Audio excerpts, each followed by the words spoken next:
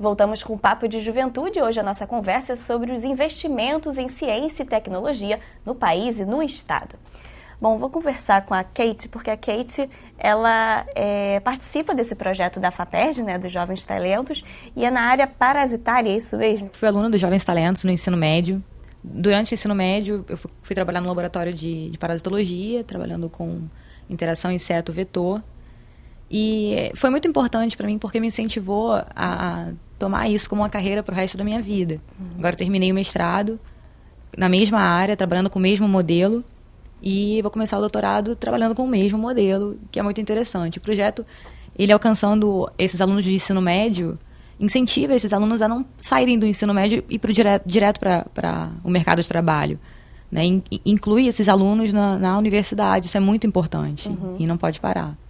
E, Kate, quais as dificuldades assim, que você consegue identificar em relação a recurso, em relação à falta de investimento durante o seu trabalho? Então, como aluna de pós-graduação, eu também estou na representação docente dos alunos da Fiocruz, e eu observo que essa questão que o deputado estava falando agora, das bolsas, é muito importante, porque com as bolsas reduzidas, você vê, as coisas ficam mais caras no Rio de Janeiro, no estado inteiro, não só no município do Rio de Janeiro, e as bolsas não aumentam junto com as dívidas, os aluguéis aumentam e tal. Então, a pós-graduação tem sido cada vez menos sedutora para quem sai da graduação. Então, a gente vê muito isso na nossa pós-graduação, com relação aos colegas e tudo, no dia a dia. E acaba tendo a concorrência do exterior, de países do exterior que oferecem bolsas mais atrativas, e o Brasil acaba perdendo esses talentos, né, deputado? Fica para trás o estado do Rio, que é, para mim, uma das capitais da ciência e tecnologia do país, é que fica mais atrás ainda nessa situação e puxa o Brasil para trás. Óbvio que essa também não pode ser uma responsabilidade só do governo do estado, tem que ser uma responsabilidade também do governo federal, e acredito que as prefeituras, mesmo com todas as dificuldades em cada município, também devem estar investindo mais em ciência e tecnologia. E é fundamental, né, que se tenha, claro, Secretaria de Ciência, Tecnologia e Educação, mas que elas trabalhem muito conjuntamente, porque a ciência e tecnologia também está presente em todos os demais setores, no trabalho e renda, está presente na questão da Secretaria de Saúde. Então esse trabalho ele tem que ser feito de forma muito conjunta e todos estarem dividindo o valor de que tem que ser bancado para essa situação. Não vamos ser hipócritas, né? Infelizmente hoje o Estado do Rio não jorra dinheiro, mas precisa elencar prioridades. E é por isso que quando o professor fala de crise, né? A crise nos dá uma oportunidade. Se você for pegar a história da humanidade, a humanidade ela sempre cria novas situações, traz grandes novidades a partir de crises, porque a crise obriga a se mexer. E nesse momento, o que a gente tem que se mexer? Perceber que o modelo até aqui não deu certo e que a gente precisa de um novo modelo, um modelo que elenque prioridades que de fato façam diferença para a sociedade. Vai fazer diferença para a sociedade a curto, médio e longo prazo, e precisamos, inclusive, ensinar essa sociedade que muitas das vezes não tem essa percepção de que ciência e tecnologia pode sim ser imediata, mas que também se desenvolve a médio e longo prazo para o bem de todos. Sim.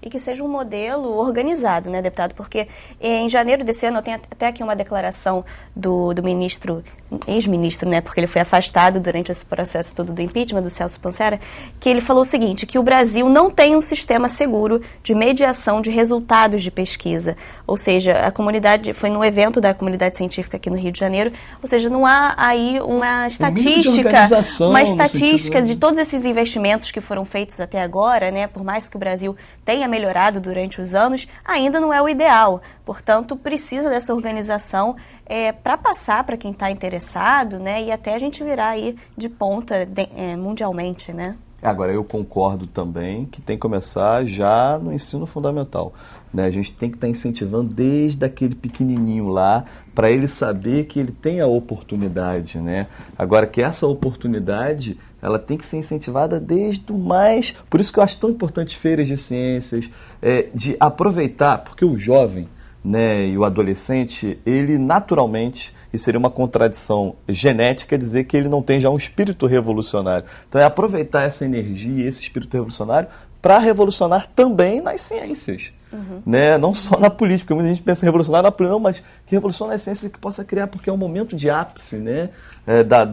Da mente, da vontade e das pedras que vai encontrar no caminho, tem mais força para poder ultrapassá-las. Então a gente tem que aproveitar isso desde lá de baixo. E aí, como hoje, na educação brasileira você tem uma separação, o Estado ficando só com o ensino médio, né, e do 9º ano para baixo com as prefeituras, tem que se trabalhar em parceria também com os municípios. Falando em educação, a Débora, ela tem a pesquisa dela, ela foi vencedora também em 2008 do Prêmio de Jovens Cientistas do Governo Federal, é sobre educação para tentar diminuir essa desigualdade social, né, Débora? Explica um pouquinho como que surgiu essa sua ideia. Então, na verdade, tudo se iniciou quando eu trabalhava em projeto de extensão, que eu acho que é uma coisa muito importante na universidade, extensão universitária. Então, eu comecei quando eu ainda era aluna, né? E depois estendi quando eu me formei. Então, o projeto, o pilar principal era a gente formar multiplicadores a partir das crianças, né, a escola pública de uma comunidade carente e educar esses multiplicadores, essas crianças, usando tecnologias, porque eu estava na disciplina de telemedicina naquela época. Então, a gente desenvolvia essas crianças, ensinava sobre saúde e trabalhava junto com os agentes de saúde da região. Fazia um trabalho de campo mesmo, Isso, né? porque a gente fazia com que a comunidade se envolvesse para resolver os seus problemas. Então, na verdade, tudo começava na escola. Tudo começava com as crianças. Aí a gente começou a fazer um trabalho de campo para envolver toda a comunidade. Infelizmente, eu saí antes de terminar, né? Porque você vê em educação, você vê os resultados em 10 anos. Mas era um projeto muito legal, que a gente via realmente o envolvimento das crianças com aquele... Você viu o desenvolvimento tanto pessoal como profissional das crianças naquele projeto. Daí a importância desses investimentos, né? Porque pesquisa não tem como, demora, né? A gente estava até conversando antes, né, Kate? Que você estava comentando de rodas de amigos quando falam que você é pesquisadora. Mas e aí, né? Um outro problema com pesquisa é depois a inserção no mercado de trabalho, quando você acaba seu doutorado. Você fica só com a opção de virar professor de alguma universidade pública, universidade particular. Você não tem essa opção de ir para uma indústria, talvez trabalhar. Esse é o problema, está formando muito doutor e mestre e não estão conseguindo se inserir no mercado. Parece que só quer para estatística, né? Isso. O Brasil tem muito mais doutores, mas de que adianta? Mas né? aí eu vejo, até convivi muito no passado que as pessoas não conseguiam se inserir no mercado, ficavam fazendo pós-doc porque não conseguia se inserir no mercado. Então acho que é outro problema para a gente também pensar em relação a isso, né? A gente estava falando sobre pesquisa. Existe a pesquisa básica e a pesquisa aplicada, né? A pesquisa aplicada é daquela pessoa que trabalha com aquela molécula, naquele modelo, daquela bactéria. Um exemplo. E a básica é aquela que vai gerar um fruto mais aplicado, digamos assim, uma vacina, um medicamento. Então, assim, a gente em roda de amigos, às vezes, o que você faz? Eu trabalho com a imunologia do inseto X. É um pouquinho complicado, assim. A gente, enfim, mesmo gostando muito dessa área, assim, é uma área que eu sou apaixonada. Eu também estava conversando com ela mais cedo. Essa parte da extensão é muito importante. A extensão no laboratório é muito importante. O pesquisador, ele tem obrigações, assim, relacionadas a editais, que ele precisa trabalhar com a população, além do seu ambiente de trabalho, que também é muito interessante, que é essa parte de incentivar na escola, no ensino médio também, nas universidades, e a população, o que ela estava trabalhando também, questão de educação, enfim, melhorar a população como... Porque na própria escola, se você trabalhar a ciência numa parte prática, vira atrativo, né? Vira. Num laboratório, né? Isso para a criança é muito atrativo. Então, pode aí despertar o interesse, né? Que às vezes está escondido ali. Né? Eu até me coloco aqui à disposição de vocês, né? Caso vocês percebam que tem algo que dá para fazer do campo legislativo, e acho que não só o meu mandato, como de outros deputados, está à disposição para construir juntos, né? Quando vocês colocam da questão... e depois, né, que termina o trabalho de pesquisa e que fica avulso no mercado de trabalho, né, eu acho que o Estado tinha que criar, né, núcleos ou mais núcleos dos que já existem, justamente para poder estar acolhendo e continuar, porque isso significa também... o Estado não deixa de ser uma empresa, né, e isso não deixa de significar também que o Estado possa economizar muitos recursos, por exemplo, num trabalho como você fez, por exemplo, da criança ser multiplicadora, né, e aí Eu gosto muito do programa de saúde da família, do agente da saúde, dessa coisa da gente evitar a emergência, porque a emergência sempre será emergencial e a gente sempre estará enxugando gelo. Né?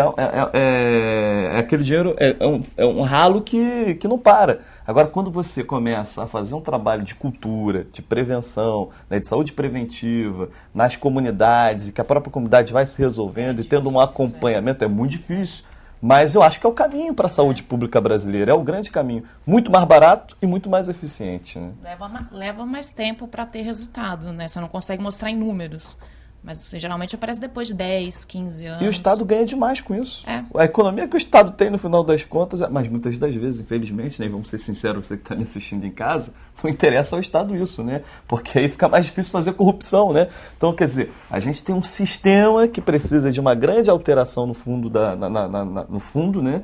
Mas que a gente combate exatamente com esse trabalho mesmo, né, que às vezes parece invisível. E resgatando um pouco isso também, né, que a própria Débora estava falando sobre a demora, às vezes, de você ver um retorno, e também juntando um pouco com o que a Priscila estava falando antes, sobre essa questão do qual o retorno, então, né, para o governo federal, para o governo do Estado. A gente tem que ter também modelos de avaliação, no caso, eu estudei isso na minha pesquisa, né, que sejam sensíveis a essas diferentes áreas de conhecimento, a esses diferentes estudos, e que a gente possa também não só valorizar aquilo que é o mais imediato, mas também valorizar essas questões de prevenção, essas questões que são mais de longo prazo e que muitas vezes são as mais sólidas, as que mais geram frutos mais fortes, né, que a gente consegue segurar a longo prazo. Então, isso eu acho que é muito importante também da gente olhar com esse olhar mais crítico e mais enriquecedor mesmo. Olha o baita desafio que a gente tem, né? A gente tem que educar as pessoas, né? Educar o cidadão mais comum da seguinte questão, minha gente, né? Existe um sistema que é corrupto, um sistema complexo que precisa ser alterado e que precisa da sua paciência, da sua compreensão de não generalizar a política, ponto 1, e 2, de não cobrar imediatismos em certas circunstâncias que só atende a esse sistema, que realmente, por que o político não vai investir em ciência e tecnologia, o governador, o prefeito, o presidente da República? Porque como resultado é imediato, isso não gera voto.